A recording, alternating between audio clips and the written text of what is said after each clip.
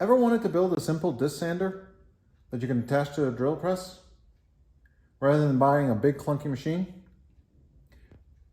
I'll show you how on this episode of Rick's Woodworking Shop.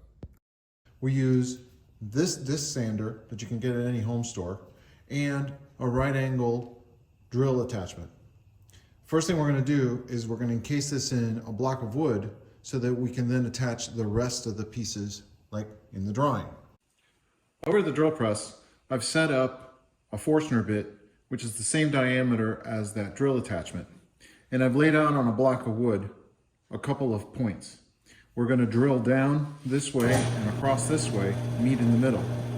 And then we're going to cut this in half on the band side.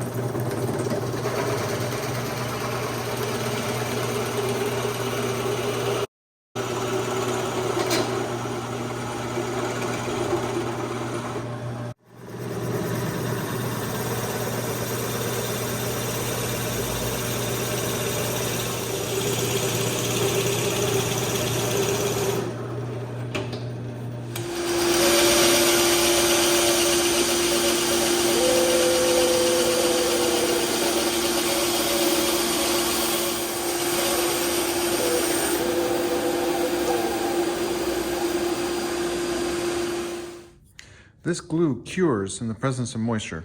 So we dampened the surfaces and now we'll apply our glue. We'll clamp it up overnight and tomorrow we'll continue working on the piece.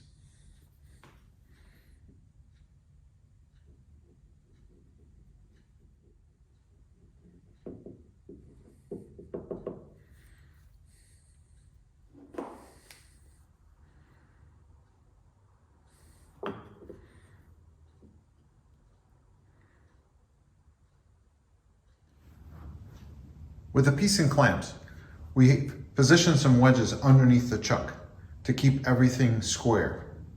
We'll let the glue set overnight, and tomorrow we'll continue construction. It's out of the clamps. And now we have a block that we can attach the rest of our fixture to. Next step, we're going to put this on the drill press, get some measurements, and make sure that all the pieces will fit the way we want. We have our piece resting on the table for the drill press so that we can take some measurements. You'd think we could simply just leave it here and it'd be fine, but this will actually spin around. So what we need to do is have some tabs come out that we can use to clamp the piece in place.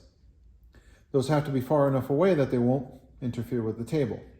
We also need to be able to build out this table so that we can have a tool rest or some kind of rest for whatever it is we're sanding. And as you can tell, that comes out pretty far. So taking my tape measure, I think we can come out about 4 inches on either side. So we'll make the piece 12 inches wide. And height-wise, I think we can go about 6 inches from the bottom and then build out the piece here to create a rest for the table. With my table saw set to 4 inches, we'll first rip the tabs that go underneath the block. Then we'll reset for 6 inches so that we can cut the width of the front panel. That same thickness we'll use to build out the first segment of the table. 12 inches is what we said we needed for our piece. We'll mark that on the plywood and then cut it on our chop saw.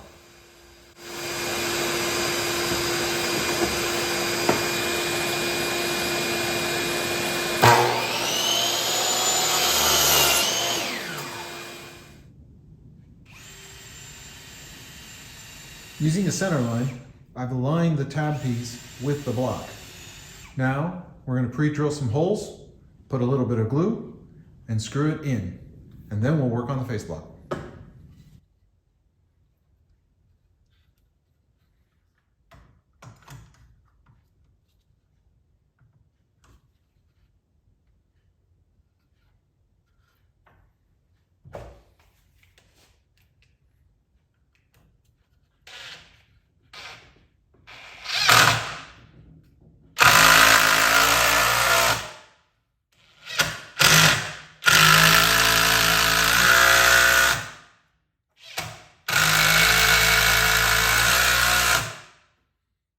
We took our piece and decided that 6 inches below the table is what we needed.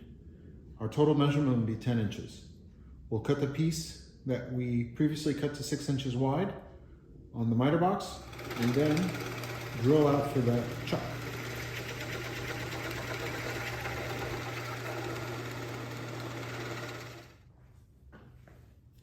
Just like before, some glue and screws.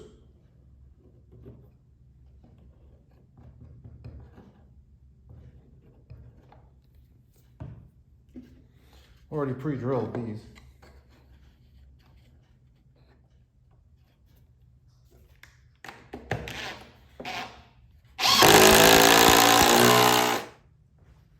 Using the remnants from the tab and the centerpiece, I built this little sliding holder.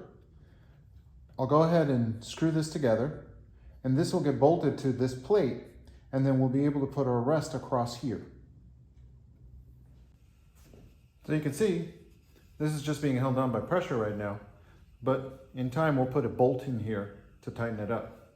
Now let's just put a shelf across here, and this is almost done. Using the remnant, I went ahead and marked a couple of lines for where the disc goes, and just set a couple of marks so that I can keep the screw holes consistent. Let's pre-drill, we'll screw those in, and we should be ready to go.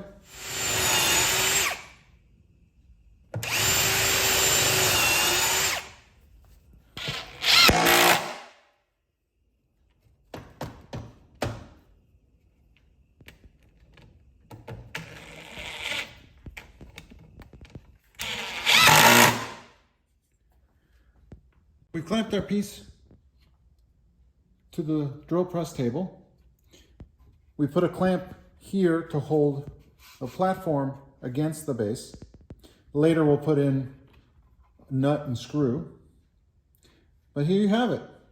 A nice little table with a disc sander to do some fine work.